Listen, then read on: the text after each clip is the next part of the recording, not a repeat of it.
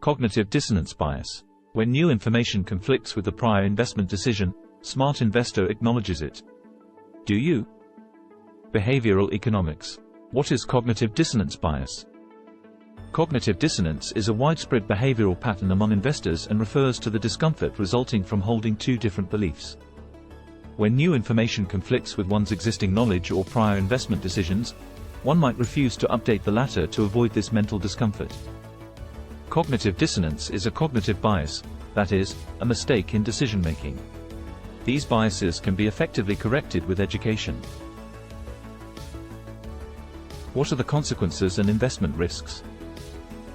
One may come up with a series of apparently logical explanations for why keeping an underperforming asset in one's portfolio is okay. These may include, the price fall is temporary, the financials of the company will improve soon, this time it is different, or, many other investors want to buy this asset, so its price will go up soon. Or one may continue investing in an asset after it has gone down without refreshing the risk analysis of the asset. What can I do to make my portfolio more efficient? The first step is to recognize cognitive dissonance in investment decision-making or risk management strategies. Try to recall when you refused to change an earlier decision, only to discover that it was incorrect or that you could have done better. It does not matter whether it was a big decision like buying a house, or a minor one like picking a stock to invest. The more you recall, the more likely it is that you are prone to cognitive dissonance behavioral finance bias.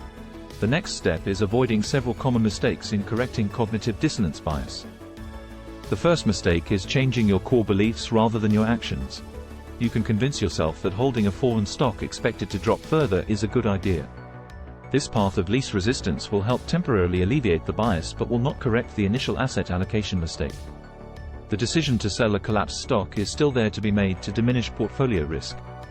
The second error is admitting the mistake and promising not to repeat it. The promise of future action alleviates the dissonance today but does not correct the primary cause. A third typical incorrect response is changing the context of an action. With the fallen stock example, you may come up with explanations along the lines of, I do not see other better investment opportunities at the moment, so there is no point in selling now, or, all stocks are expected to fall further in this market meltdown, so there is no point in selling this particular one. Such reasoning changes the context but does not correct the mistake itself. The only correct decision when holding a fallen stock expected to fall further is to sell it. The third step is to set external portfolio risk management rules such as stop losses, or to always seek an independent second opinion or a financial risk assessment.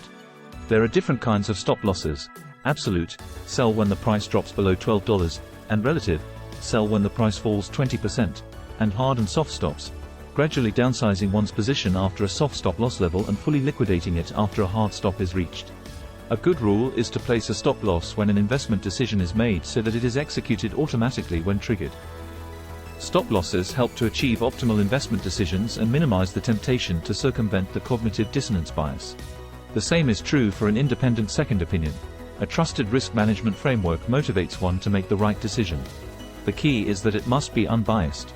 If your portfolio manager recommended the fallen stock, his advice is unlikely to be impartial. He is exposed to the same cognitive dissonance bias, and thus he might be unwilling to readily admit his prior mistake. Finally, self-discipline is vital. Realizing your bias and knowing how to overcome it is half the job. The other half is doing so systematically when investing.